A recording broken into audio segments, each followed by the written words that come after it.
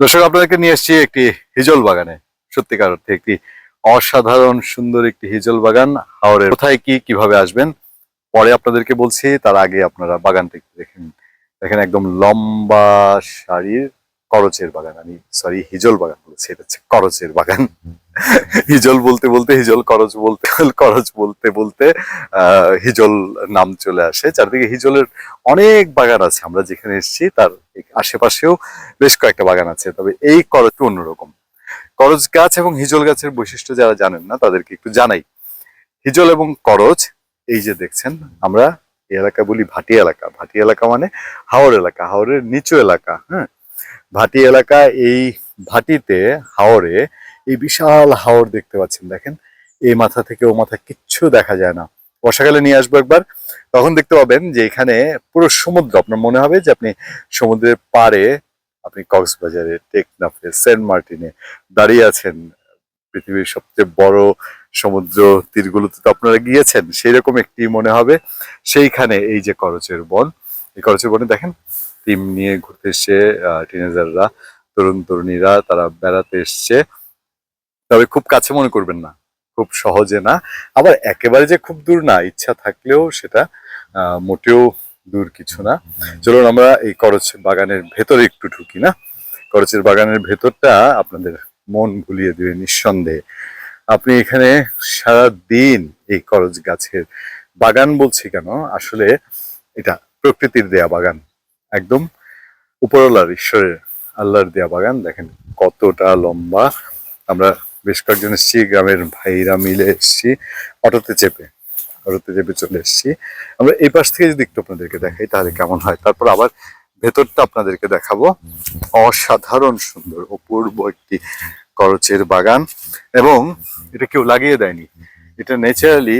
এই যে দেখেন, এইখানটাই এই গ্রামটা, এই গ্রামের পাশে এই করচের বাগান হয়েছে, কেউ কাটে না। আপনারা দেখতে পাচ্ছেন যে কাটার কোনো ব্যাপার নেই। এই যে করচের বাগানটি অনেক ভেতরে, গ্রামের ভেতরে ঢুকে গেছে। করচ গাছ, করচ গাছ, করচ গাছ, করচ গাছ, এই যে করচ গাছ, এই যে করচ গাছ। করচের বাগান শেষ হচ্ছে না, শেষ হচ্ছে না। দেখেন দেখেন কত দূর গেছে। হ্যাঁ, আর একটু ক্লোজ করে দেখাই আপনাদেরকে। এই যে এখান থেকে শুরু, আস্তে আস্তে আস্তে আস্তে আস্তে আস্তে আস্তে আস্তে, এই যে একেবারে আমরা যেখানটা আছি, এটা এখনো কেবল এই করচ বাগানের অর্ধেক। আমি হাওর এলাকায়, আমাদের যে 6টা জেলা বাংলাদেশে হাওরের, সেই 6টা জেলার ম্যাক্সিমাম উপজেলায় আমি ঘুরে বেরিয়েছি। করচ বাগানও দেখেছি, অনেক করচ গাছ আছে আমাদের সুনামগঞ্জে দেখেছি, হবিগঞ্জে দেখেছি। কিন্তু এই বাগানটা একটু অন্যরকম, একটু ব্যতিক্রমী। কিরকম মনে হবে যেন লাইন ধরে কেউ গাছগুলো লাগিয়েছে, সারিবদ্ধভাবে লাগিয়েছে। কিন্তু আমি জানি এটা ন্যাচারাল বাগান, এটা ন্যাচারাল বাগান। এই ন্যাচারাল বাগানে দেখেন, একদম এই করচের বাগানে আপনি চাইলে সারাদিন এখানে কাটাতে পারবেন, এখানে পিকনিক করতে পারবেন। অসাধারণ সুন্দর, অসাধারণ সুন্দর একটা করচের বন, করচের বাগান বলি আর যাই বলি।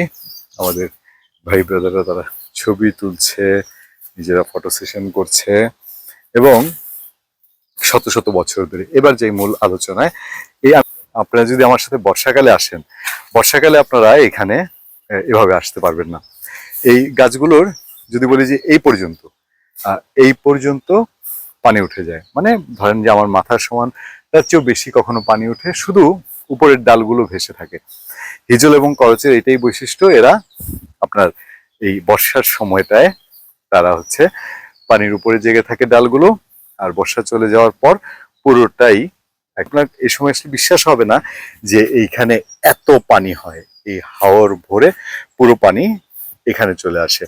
আচ্ছা, হ্যাঁ, এই করচ বাগানটা হচ্ছে নেত্রকোনা জেলার মোহনগঞ্জ উপজেলায়। মোহনগঞ্জ উপজেলা থেকে আপনি সর্বোচ্চ অটোতে গেলে 30 মিনিট, মোটরসাইকেলে গেলে 20 মিনিট। সেই 20 মিনিটের পথে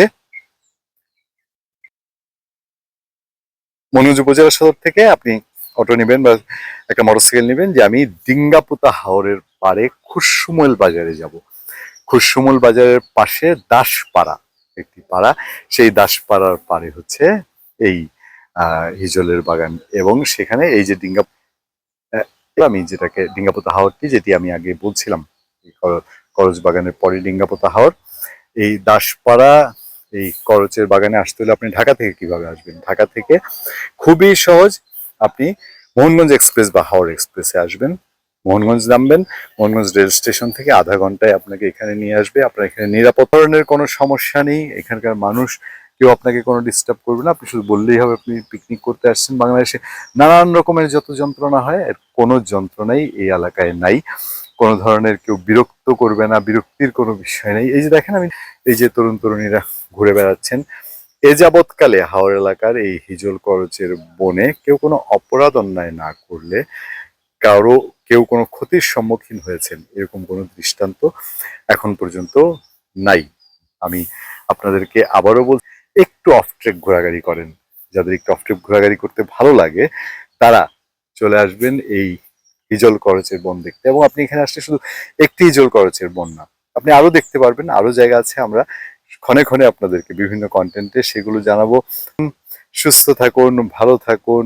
এই করচের বনে আপনাদেরকে এই ফাল্গুনের শেষের পরন্ত বিকেলে আমাদের পক্ষ থেকে প্রাণ ঢালা শুভেচ্ছা এবং নিমন্ত্রণ থাকলো সবাইকে এই অসাধারণ সুন্দর করচের বনটিতে পরিবার নিয়ে সময় কাটিয়ে যাওয়ার জন্য।